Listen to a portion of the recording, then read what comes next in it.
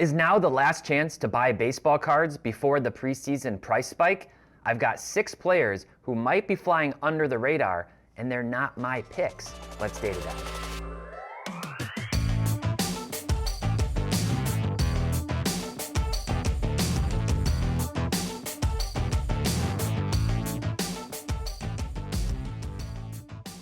Hey everyone, welcome back to another episode of Data Dive powered by Market Movers. My name is Tyler Nethercott, better known as Teapot. And since I went 0 for 5 on my NBA picks in the fall, I thought I'd better sit a few plays out and look to others for some advice. My comrades from the Spitballin' Cards podcast did an episode without me last week and covered their picks for guys who might be undervalued right now, whether near term or long term. If you haven't already and enjoy baseball cards, make sure to check out that podcast with Scotty B, Filmington, Jeff, and Chris from Blabbin' About Slabbin', and yours truly.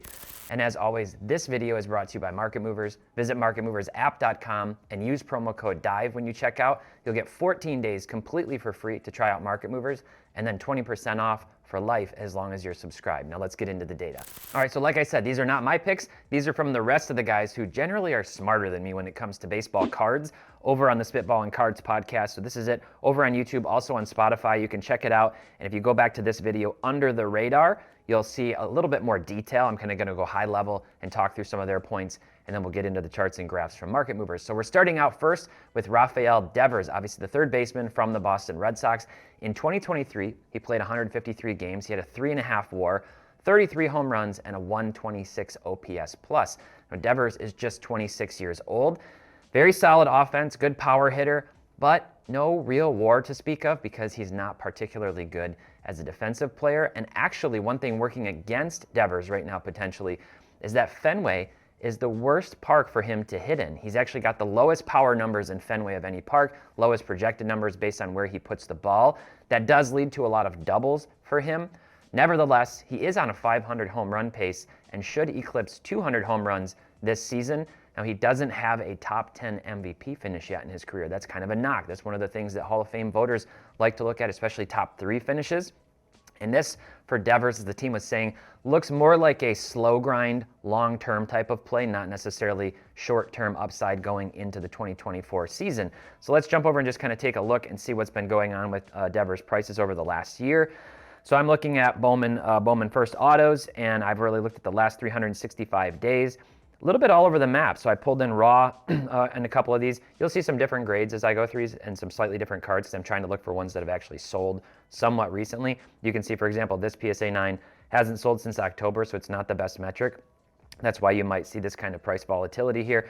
But you can get a raw Chrome Prospect Auto Refractor for $127 of Devers. You can get a PSA 9 of that same card for about a little over $200 as of last October. That might be a little bit down right now, just knowing that we're in the off season. Devers is an interesting one. I'm not particularly high on him right now. I do think there's a problem with the defense.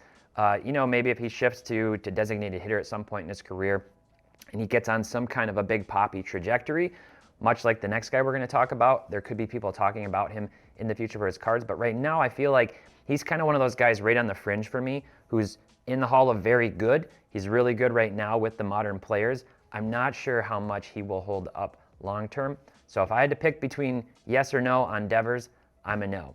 The second pick that those guys talked about, similar story here a little bit, is Yordon Alvarez. Now in 2023, he played just 114 games. In spite of that, he had a 4.6 WAR, higher than Devers, who played 40 more games, 31 home runs, and a 170 OPS plus. Not bad. He does, more hitting, stands out enough above Devers because of that. He's actually he's really a terrifying hitter. No pitcher wants to face this guy. Not regular season, definitely not in the playoffs. The problem for him is health. He's had bad knees, keeping him off the field at times. There are a lot of memes and jokes about how skinny his calves are. He's a big, broad-chested, broad-shouldered guy up top, and it almost doesn't look like, it looks like it's photoshopped when you see how small his legs are relative to that. So there's concerns about that.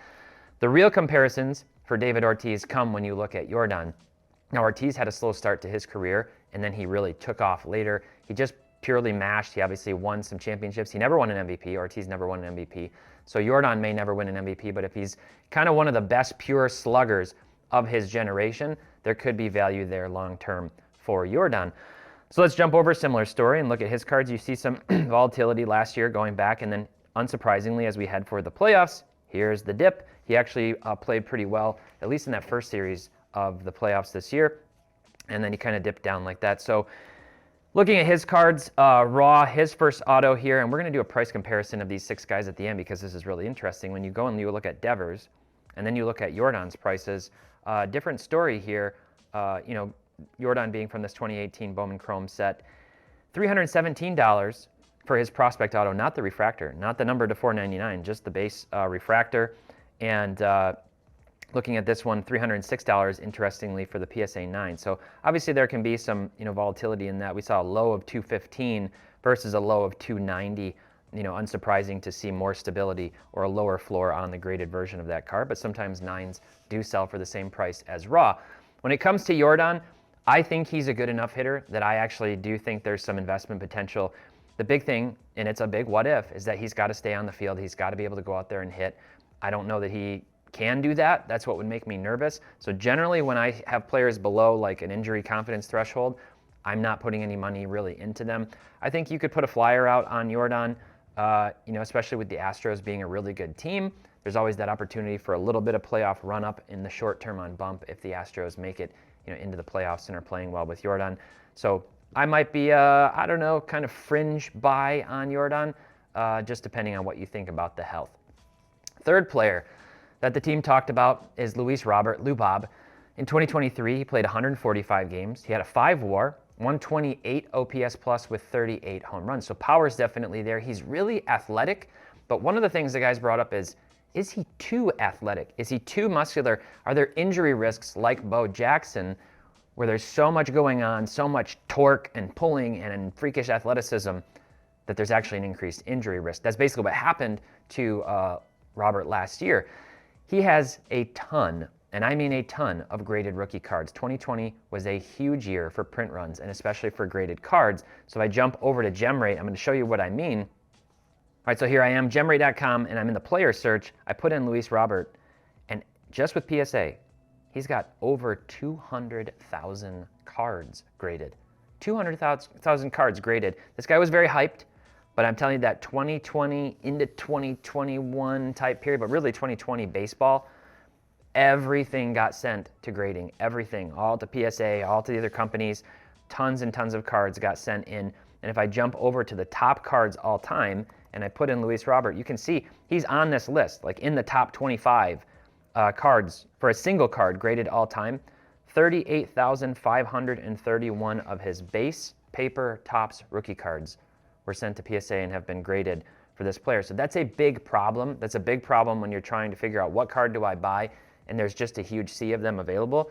Now, with that being said, one of the nice things about baseball is that very clearly, like young guns for hockey, people do gravitate toward those Bowman Chrome autos.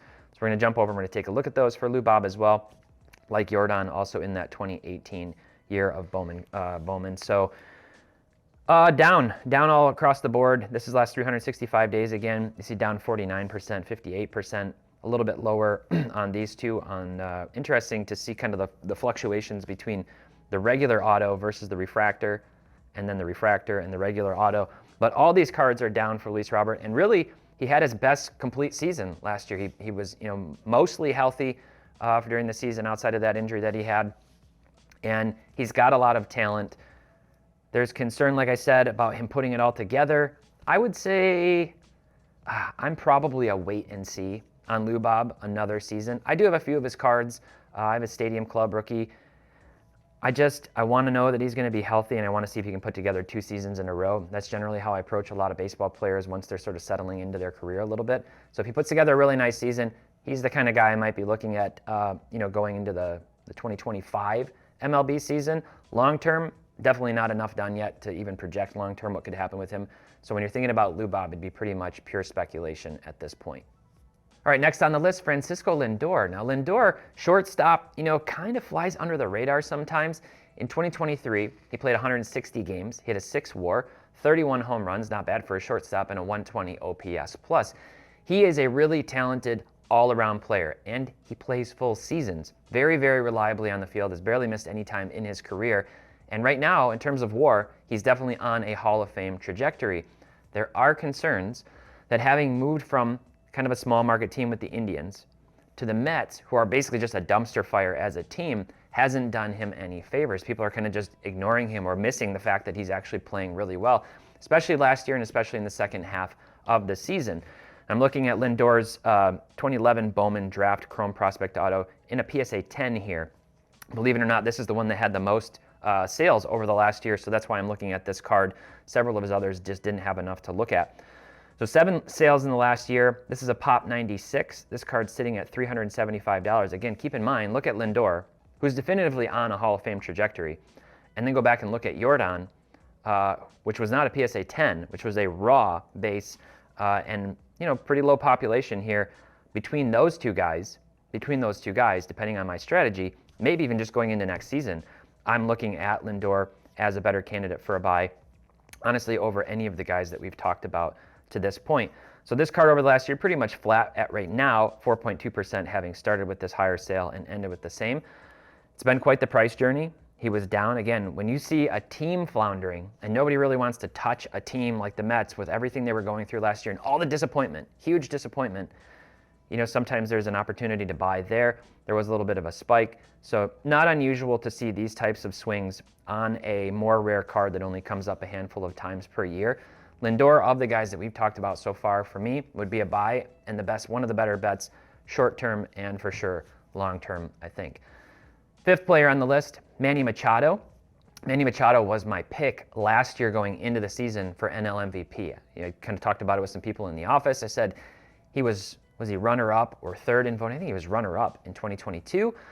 I really thought he had a good chance. I thought San Diego had a heck of a roster, and he kind of seemed like the leader of that team offensively, and he's really, really good defensively. If it weren't for Nolan Arenado, Manny Machado would surely have some more Gold Glove awards. In 2023, however, he pretty much let down by his standards. 138 games played, just a 2.9 WAR, 30 home runs, and a 115 OPS plus. So not really hitting that much better than league averages. Now, like I said, he had a down season. And yes, it was an MVP 2 finish back in 2022, but he also had MVP 3 in 2020 and 4 other MVP top 5 considerations early in his career. So Machado is a heck of a player. He is definitely on a Hall of Fame trajectory right now. So let's take a look at his cards. I've got his PSA 9 Bowman Chrome Prospect Auto from Bowman Draft out of 2010. And then I've got his raw copy here as well. Down 25% on the PSA 9, basically flat on 1.7% increase on this.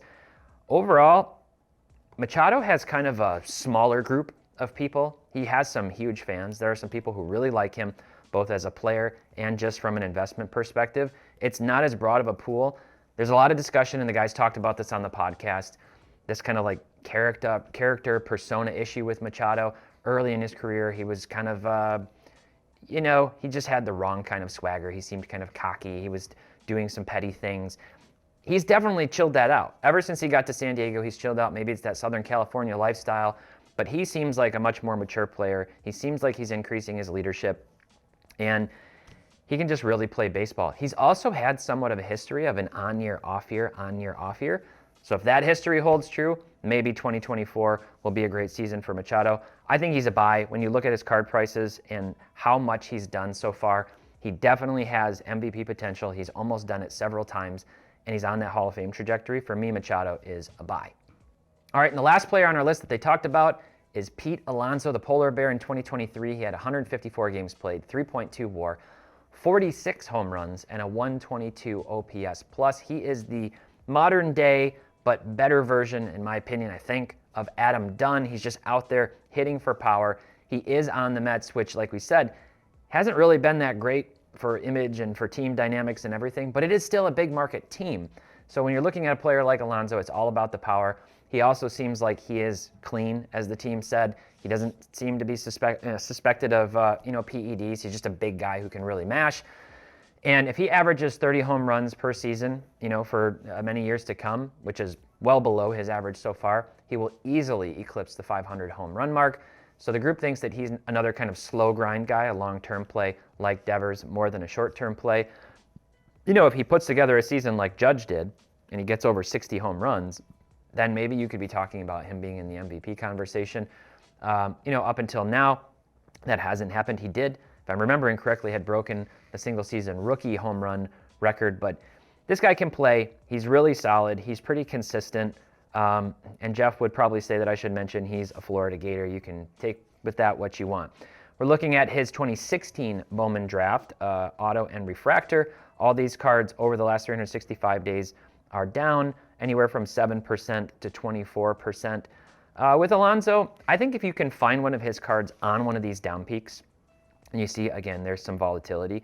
If he's a guy that you sort of keep an eye on, and you're at a card show, you're at Culture Collision coming up, or you're just watching online on the different marketplaces, and you see one that's down below the averages, to me, that's a buy. I think it's a buy if you can get it at the low point and see what happens, see how they play. I don't expect that the Mets are going to be good this season. So with a guy that may or may not be somebody who can get into the MVP conversation because he doesn't do enough on both sides of the ball, I don't know. It's a coin flip. I think when you're talking about players like Alonso, some of these other long-term kind of plays, maybe Devers and some of those, there's going to be better buying points later in their career. So if you're really 20-year lens and you like them, I'd probably be waiting. I'd be waiting until their careers start to crescendo and they're not as good anymore and people start forgetting about them. Then there's this sort of extended buying period before they're ever going to be Hall of Fame eligible in the voting. That might be a better strategy with some of these players. It remains to be seen, but I generally like Pete Alonso. I think he's a fun guy to root for. And so let's kind of bring it all back and compare, right? I'm going to take kind of apples to apples here, and I've got the PSA 10. This is a little bit difficult, again, because some of these cards don't sell all that frequently. And so part of the problem you'll see, I've got Alonso. This card last sold December 10. I've got December 3rd. I've got November 4th. So not all of these have sold super recently. But what's really interesting, and let's pop this down this way, actually. I want to scroll down. I will sort this by the sale price, last sale price. Here's Yordon, $650 for his PSA 10, which is pop 230. That is the highest population card of any of these players on the list, and it's significantly more than any of the players on this list. So when you stack up the injury risk with the price elevation or inflation on Yordon cards, maybe to me that solidifies it, and I wouldn't say he's a buy right now. Machado should be at the top of this list in price, and he is at $500. Then you've got Lindor. I think those two guys have proven the most up until this point. Interesting looking at these three players. That's where I think, kind of a conversation about who would I take one over the other one.